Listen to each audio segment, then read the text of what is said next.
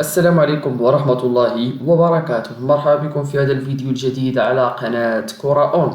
سترى في هذا الفيديو عن موعد مباراة المنتخب العراقي والمنتخب العماني ضمن بطولة تصفية كأس العالم 2026.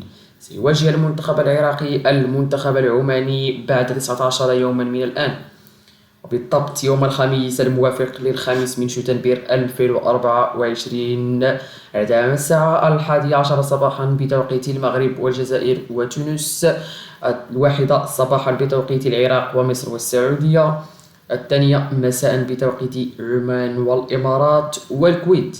بالنسبة للقنوات الناقلة لهذه المباراة المرتقبة، فقنوات الكأس هي من ستنقل المقابلة التي ستجمع بين المنتخب العراقي والمنتخب العماني في بطولة تصفيات كأس العالم المؤهلة لكأس العالم الذي ينظم في دولة أمريكا والمكسيك والولايات المتحدة.